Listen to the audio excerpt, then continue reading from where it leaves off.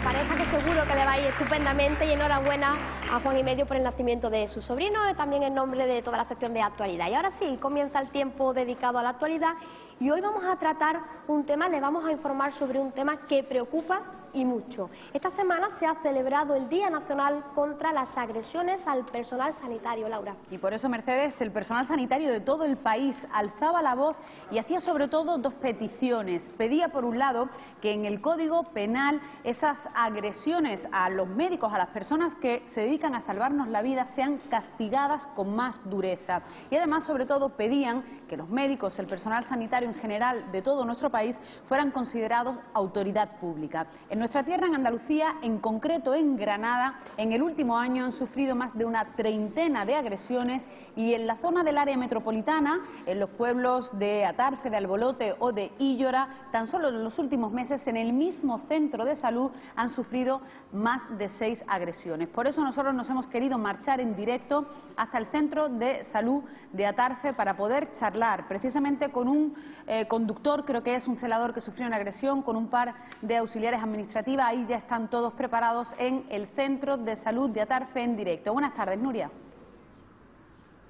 Buenas tardes, Laura. Pues la verdad es que la mejor forma de poder entender qué quiere decir este tipo de agresiones a personal sanitario es poder escucharlo de la boca de las propias personas que han sufrido estas agresiones. La última agresión que se produjo en este centro sanitario de Atarfe fue el pasado domingo, fue de un doctor de 58 años. Él iba a estar esta tarde aquí contando su testimonio, pero el estado de ánimo que tiene pues no se lo ha impedido realmente, no ha podido estar hoy con nosotros contando su historia porque está muy afectado y porque ayer mismo fue el juicio, un momento para él muy duro, pero sí nos lo van a contar sus compañeros porque, por ejemplo, María estuvo presente, pudo vivir qué fue lo que sucedió y eso es lo que queremos que nos cuenten. Buenas tardes a todos. María, ¿qué fue lo que sucedió el domingo? ¿Qué vio usted? ¿Cómo lo vivió?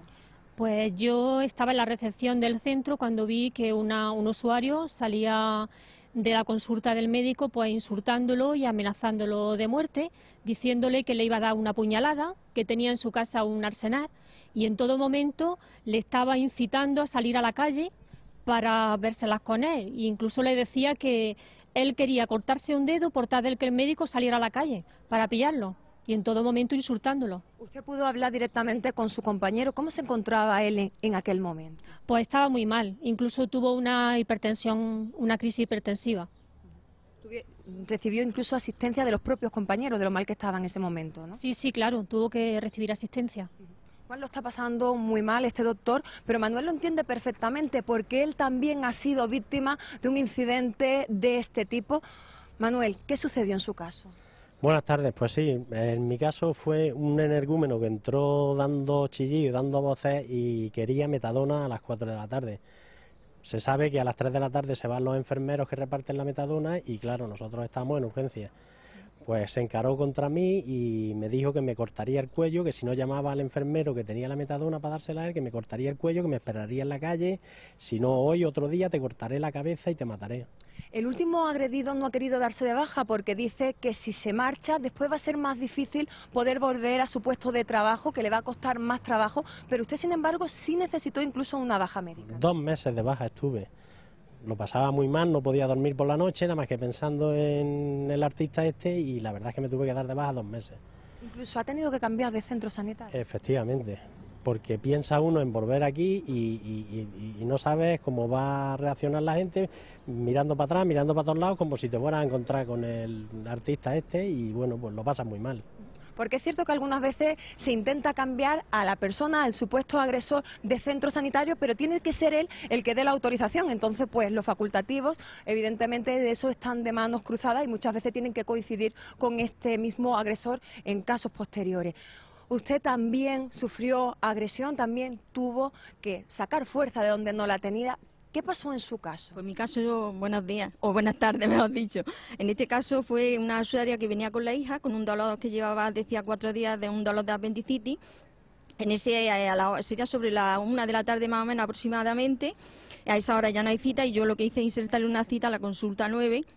Entonces la mandé directamente a la consulta y no pasaría unos segundos cuando vino diciéndome que no le había dado una cita de urgencia, que la doctora parece ser que no la había atendido, según decía ella, y empezó a decirme toda clase de improperios. Y empezó a decirme que me iba a pagar y amenazándome de muerte y bueno, en ese momento yo ya me quedé bloqueada y fue mi compañera Celia la que impidió que me agrediera. Eso porque usted se quedó casi en estado de shock. Menos mal que usted estaba cerca. ¿Qué pasó en ese momento? ¿Cómo hizo para intentar evitar la agresión? Pues nada, yo estaba adentro en la administración cuando oí muchas voces y entonces salí y vi que la persona esta intentaba entrar por una puerta basculante. Y yo lo que hice fue taponar la puerta todo lo mejor que pude.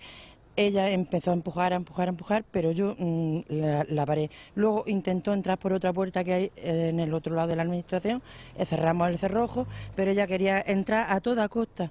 Agredí a mi compañera, decía que la iba a matar, que vamos, a toda costa quería entrar. Fueron momentos de mucha tensión y además se da la circunstancia de que en el mayor de los casos, el número mayor de este tipo de agresiones es a mujeres. Hasta un 72% de las agresiones al personal sanitario es a mujeres. Sí. Usted conoce también la historia de una pediatra de aquí muy cerca que también sufrió una agresión. ¿Qué fue lo que sucedió? Pues la pediatra de Albolote pues estaba en su consulta y llegó un abuelo que quería una receta para su nieto, pero una receta de un médico privado. Y entonces la pediatra le dijo que no podía hacerle esa receta, que era imposible sin ver al niño y que ella no estaba autorizada para eso. Y entonces él empezó a agredirla físicamente, bueno, a insultarla, amenazarla de muerte. En fin, la pediatra sigue trabajando, pero en muy mal estado. Buenas tardes a todos. Están describiendo situaciones muy desagradables cuando están ejerciendo y realizando su trabajo. Yo no sé, uno en este caso, cuando acude a su puesto de trabajo tras una agresión, insultos, vejaciones de los tipos que nos están contando en la tarde de hoy, ¿con qué ánimo lo afrontan? Pues imagínense, fatal, muy mal. Yo concretamente siempre que he venido al trabajo he venido contento porque no sabe uno, no sabe usted la satisfacción que siente uno cuando ayuda a las personas. Se siente uno pues muy bien. En este caso ya fatal.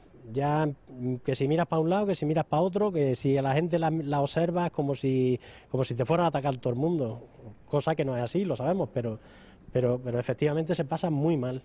Claro, el miedo está ahí. Y además, decían ustedes, no es lo mismo cuando un administrativo va a trabajar o trabaja con papeles, con algo material, que la persona que trabaja con otros seres humanos. La pediatra de Albolote, que tiene que tratar con niños chicos, ahora mismo su mayor trauma es sentir ese miedo y que puede transmitirle el miedo a los niños pequeños. Por eso, a mí me gustaría hablar con Juan Cebrián, que sé que está con nosotros esta tarde, el presidente del Sindicato Andaluz de Celadores y de Conductores. Juan, buenas tardes. ¿En qué lugares específicos se dan con mayor frecuencia este tipo de ataques? No sé si en las urgencias de los hospitales, en los ambulatorios y sobre todo por qué motivo. Bueno, se dan en todos sitios, los motivos son varios, se dan en todas las urgencias. Lo que pasa es que, claro, hay unas urgencias pues, que están más protegidas que otras, ¿no? Esta que tenemos nosotros aquí, donde hoy estamos, hasta hace muy poco no tenía ninguna vigilancia privada, no había personal de seguridad ninguno. Nosotros lo hemos estado pidiendo, lo hemos estado insistiendo, al final hemos conseguido que pongan un vigilante jurado, pero bueno, lo han puesto de manera, lo han puesto solamente 9 horas. Seguimos insistiendo en que lo pongan 24 horas, porque trabajamos las 24 horas y hecho cuando no está esta última agresión que ha sufrido, de la que hablábamos antes, del médico, pues ha sido en horario que el vigilante no estaba, ¿no? Entonces, esto es lo que, claro, pedimos un vigilante, pero lo pedimos las 24 horas, no que venga 9 horas, que eso los usuarios ya saben qué hora está y cuándo no está. Pero Juan, las causas de esas agresiones, las principales causas, ¿por qué son? Pues mira, las principales causas, las causas son muy variadas. También el personal estamos bastante estresados por el tema de los recortes. No se sustituye el personal, el poco que se sustituye se hace al 75%. Y entonces, pues claro, hay médicos que hay 6, se van 3 y no sustituyen a ninguno y por tanto le acumulan la consulta. En el mostrador a nosotros nos pasa lo mismo, por tanto todos vivimos una situación de estrés pues superior a la que sería normal. Sobre todo, Juan, porque se quejan sobre todo de algunos de los pacientes reaccionan así porque no están de acuerdo o con el diagnóstico o con la atención recibida, y otros por el tiempo de espera, que a veces, dice usted, para el paciente realmente se llega a desesperar, y si uno no gestiona bien ese estrés acaba con esa agresión que ustedes no tienen por qué sufrir en ningún momento. Así que por eso me gustaría que dejara muy claro de forma breve qué es lo que piden, qué es lo que quieren. ¿Creen que con un par de mejoras sería algo fundamental para mejorar su calidad en el trabajo? ¿Qué piden? Hombre, nosotros las mejoras, que el personal se sustituyera al 100%, como se ha hecho toda la vida, ¿no? Y que hubiese una vigilancia a las 24 horas. Yo creo que con esas dos cosas, la conciencia ya que se está tomando, como bien usted decía antes, se ha declarado el día 18 por la OMC, el Día Nacional en contra de las agresiones, y bueno, conciencia se está tomando, pero no podemos, los trabajadores no podemos ir con miedo a trabajar todos los días, porque cuando sufres esa agresión, que cuando tienes cuando estás viendo personas por encima de tu capacidad, y no un día, sino un día, un mes, un año y otro, pues llegamos a que lo que decía antes, estamos en un estado, estamos estresados, estamos donde no podemos más, y la situación, claro, no es que nos pongan un vigilante 9 horas, esto no lo soluciona, ¿no?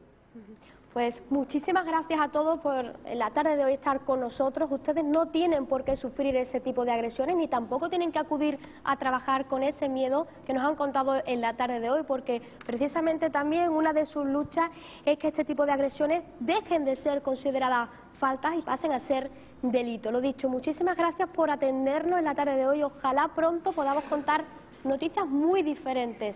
Gracias, Nuria, por esa conexión desde Atarfe, Granada. Laura, pues de esta forma vamos a poner punto y final. Estaremos muy pendientes de este tema, como siempre hacemos, ese seguimiento a los temas que damos aquí en la tarde. Y ahora sí le vamos a agradecer al público de Guillén, a Sevilla, que nos haya acompañado